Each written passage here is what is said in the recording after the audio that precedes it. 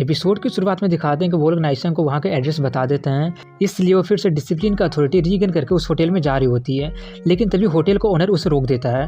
उसे देखकर वो काफ़ी ज़्यादा डरते हुए उससे पूछती है कि तुम कौन हो। वो कहता है मैं इस होटल का ओनर हूँ, यहाँ पर माइनर्स अलाउ नहीं है, मुझे अपना ID दिखाओ, क्या तुम अंडर एज हो।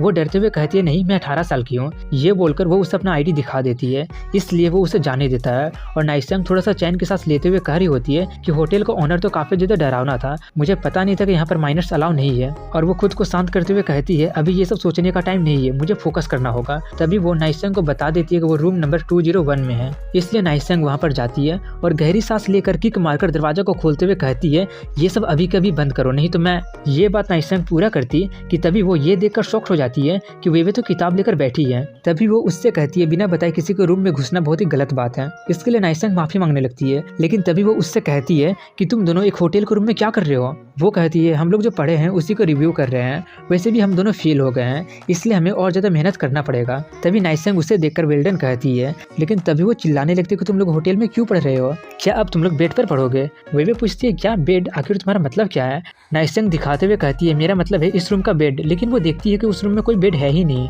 ये देखकर वो काफी ज्यादा शॉक्ड हो जाती है और उससे कहती है कि आखिर इस रूम का बेड कहाँ गया। वो कहती है इस रूम में कोई बेड नहीं है, ये रूम सिर्फ और सिर्फ स्टडी करने के लिए है। ये देखकर नाइसेंग पूछती है क्या सच में ये रूम सिर्फ स्टडी करने के लिए है। वे पूछती है क्यों, कुछ और करने के लिए भी रूम होता है, लगता है कि तुम इन सब के बारे में कुछ ज्यादा ही जानती हो।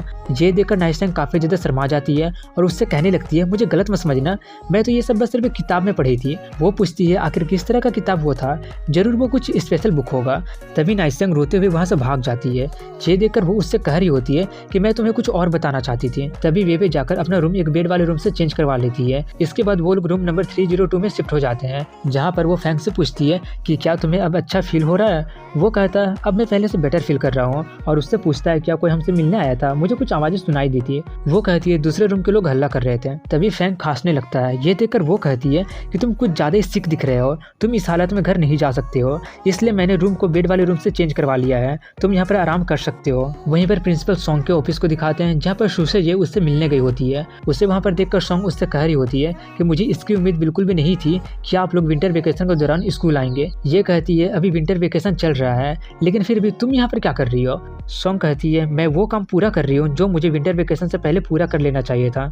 निया कहती है जितना मुझे पता है कि स्कूल के सभी काम वेकेशन से पहले खत्म हो चुके हैं और तुम्हारे डिस्क पर जितना भी डॉक्यूमेंट्स है वो सभी भी साइन किए जा चुके हैं, इसलिए अब ये बताओ कि आखिर तुम यहाँ पर कर क्या रही हो। ये कहती है अगर तुम मुझे नहीं बताओगी तो मैं गुस्सा हो जाऊंगी। ये देखकर सॉन्ग काफी ज्यादा भड़क जाती है और अपना दांत खींचते हुए उस पर चिल्लाते हुए कहती है कि सुसे ये मैं अपना जॉब क्विट कर रही हूँ। ये देखकर ये काफी ज्यादा शॉक्ड हो जाती है। वहीं पर सॉन्ग उससे कह रही होती है कि ये पोजीशन मेरे अलावा कोई भी ले सकता है, तुम मुझे बहुत ही गुस्सा दिला दी हो, इसलिए वो उसे जीभ दिखाकर वहाँ से भाग जाती है।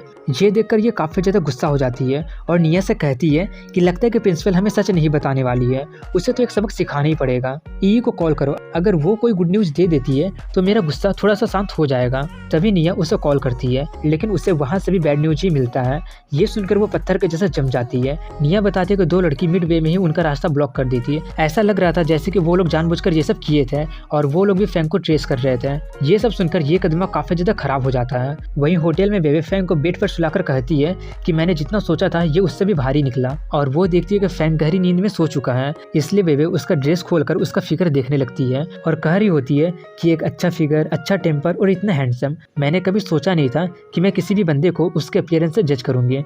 और वो भी अपना सॉक्स खोलने लगती है। इसके बाद कल सुबह का सीन दिखाया जाता है, जहाँ पर फैंग ये देखकर शॉक्ड हो रहा होता है कि मेरे कपड़े कहाँ गए। तभी वो वेवे को देखता है। ये देखकर वो सबसे पहले अपने आप को शांत करने लगता है और ये पता करने लगता है कि आखिर सच में हुआ क्या था। वो देखते हैं कि वेवे ऐसे सो रही है, बेड पर कुछ भी अजीब नहीं है और मेरे कपड़े भी अच्छे तरीके से रखे हुए हैं। ये देखकर वो इस नतीजे पर पहुंचता है कि कल रात को कुछ भी ऐसा वैसा नहीं हुआ था और सोचने लगता है क्या जब मैं उल्टी करके बेहोश हो गया था तब क्या ये मेरा ख्याल रखी थी। तभी उसे डाइजेशन वाला मेडिसिन दिखता है। ये देखकर फैंग को अंदर से फीलिंग होने लगती है कि उसका गर्लफ्रेंड उसका ख्याल रखी है और सोचने लगता है मैंने सोचा नहीं था कि ये इतना ज्यादा कंसिडरेट होगी। स्कूल में एंटर करने से पहले मैंने सुना था कि चारों बैड लड़कियों में से यही सेड्यूस करने में सबसे बेस्ट है, लेकिन आज से पहले मैं तो इसके बारे में कुछ जानता ही नहीं था। तभी वो उठ जाती है और उससे पूछती है तो तुम उठ गए। फैंग उसे कल रात के लिए थैंक्स कहता है।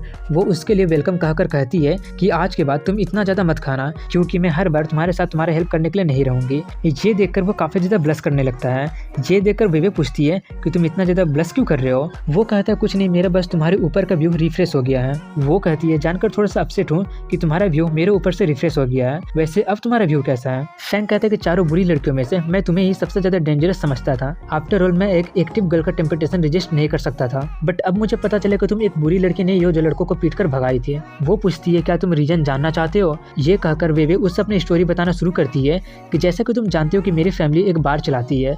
जब मैं प्राइमरी स्कूल में थी तब मैं कई सारे अलग अलग तरह के लोगों को ऑब्जर्व करते हुए अपना होमवर्क किया करती थी। बार में आने वाले लोग या तो एक्स्ट्रा मार्शल अफेयर ढूंढ रहे होते थे या कुछ रोमांटिक करना चाहते थे। उनके बिहेवियर से ही उनके इरादों का पता चल जाया करता था। कुछ लोग कॉल करने का बहाना बनाकर लड़कियों का फोटोज लिया करते थे, कुछ लोग ड्रंक दिखावा करके लड़कियों का फिगर देखते रहते थे और कुछ लोग पी कर लड़कियों को हैरास करने लगते थे। फैंग कहता है ये तो काफी ज्यादा खतरनाक है, आखिर तुम लोग उन्हें कैसे रोकती थी। वो कहती कि उन सभी लोगों को मेरी मॉम पनिश करती थी और उसके बाद वो लोग दोबारा मेरे बारे में नहीं आते थे। जिन लोगों को मेरी मॉम पनिश करती थी उसके बाद वो लोग दोबारा नहीं आते थे, लेकिन नए आने वाले बंदे भी वही सब हरकतें दोहराते थे। पिछले साल कई सारे लड़के रिक्रूट किए गए थे और मैं उन्हें सिर्फ देखकर ही बता देती थी कि वो लोग बार में आने वाले लोगों के जैसे बुरे हैं, इसलिए मैं और मोया उन्हें पीट कर भगाने में हेल्प किए थे।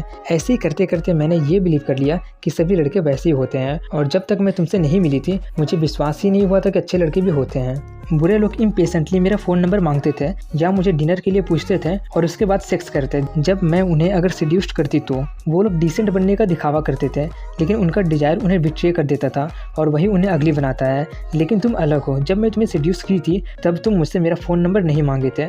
ये सुनकर फैंग पूछता है तो क्या मुझे उस वक्त तुम्हारा फ़ोन नंबर मांगना चाहिए था। वो आगे कहती है तब मुझे रियलाइज हुआ था कि तुम दिखावा नहीं कर रहे हो बल्कि तुम सच में ऑनेस्ट और सिंपल हो, यही तुम्हें क्यूट बनाता है। इसके बाद वो दोनों अपने घर जाने लगते हैं और फैंग कह रहा होता है कि पूरे दिन पढ़ाई करना बहुत ही ज़्यादा मुश्किल है। वेवे कहती है तुम ठीक ही कह रहे हो, वैसे भी तुम कल रात को अच्छे से सो नहीं पाए थे। फैंग कहता है कल रात को मेरी हेल्प करने के बदले मैं तुम्हें कल क्लास के बाद डिनर ट्रीट करूंगा। वो कहती है सुनकर अच्छा लगा बट सॉरी। वो पूछता है क्यों, क्या कल तुम बिजी रहने वाली हो। वेवे कहते हैं मैं नहीं बल्कि तुम बिजी रहने वाले हो। ये सुनकर फैंग को कुछ भी समझ में नहीं आता है कि आखिर उसका मतलब क्या था। इसके बाद फैंग अपने घर में जाकर डिनर कर रहा होता है, तभी वहाँ पर ये को देख कर वो उससे पूछता है कि क्या तुम यहाँ पर लिंगू के लिए आई हो। ये कहती है हाँ, इसने अपना स्पेशल टेस्ट तो पास कर लिया लेकिन इससे अपने एकेडमिक रिकॉर्ड ठीक करना होगा, इसलिए मैं इसके लिए एक रेफरेंस बुक लेकर आई हूँ। ये देखकर लिंगू कहती है ये मेरे लिए समझना काफ़ी ज़्यादा मुश्किल है। फैंग कहता है ज़्यादा चिंता मत करो। वो पूछती है लेकिन क्यों। फैंग कहता है क्योंकि मेरे लिए भी इसे समझना काफ़ी ज़्यादा मुश्किल है।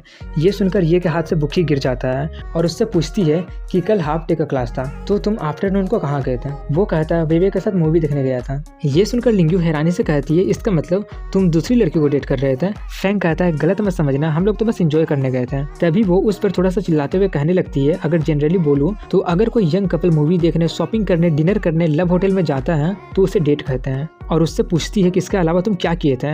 ये सुनकर फैंग सोचता है यही सब तो हम लोग कल किए थे, इसका मतलब कल हम लोग जो किए थे वो सच में इंटीमेट था। ये कहती है अप्रोप्रिएट रिलैक्सेशन जरूरी है बट इससे तुम्हारे स्टडी पर असर नहीं होना चाहिए, इसलिए कल से ई और जिया जय तुम्हें शाम को पढ़ाया करेंगे। ये सुनकर वो काफ़ी ज़्यादा शॉक्ड हो जाता है और कहने लगता है कि क्या तुम श्योर हो कि वो लोग इतना इंटेलिजेंट है कि मुझे पढ़ा सकें, स्पेशली जिया जिया। ये सुनकर जिया जिया कहने लगती है कि तुम मेरे इंटेलिजेंस पर उंगली नहीं उठा सकते हो। क्या तुम्हें पता है कि हार्वर्ड यूनिवर्सिटी वालों ने भी मुझे लात मार के भगा दिया था, तुम्हें इसका रीजन पता है आखिर क्यों। वो कहता है क्योंकि तुम इनकम्पिटेंट हो। जिया जिया कहती है बिल्कुल नहीं, बल्कि मैं इतना ज़्यादा इंटेलिजेंट थी कि उन लोगों ने मुझे इनरोल ही नहीं किया। ये देखकर फैंग कह रहा होता है कि इसे तो शो ऑफ भी करने नहीं आता है। तभी ये वहाँ से चली जाती है जहाँ पर निया उससे कहती है क्या सरप्राइज की बात है। मुझे तो लगा था कि आप फैंग पर काफ़ी ज़्यादा गुस्सा होंगे क्योंकि फैंग एक दूसरी लड़की के साथ डेट पे गया था और उसके साथ पूरा रात भी बिताया था और इसका भी पॉसिबिलिटी है कि वो लोग किए होंगे। तभी शोशे निया की बात वहीं पर काटते हुए कहती है मुझे भड़काओ मत, हम दोनों को पता है कि ये इम्पॉसिबल है।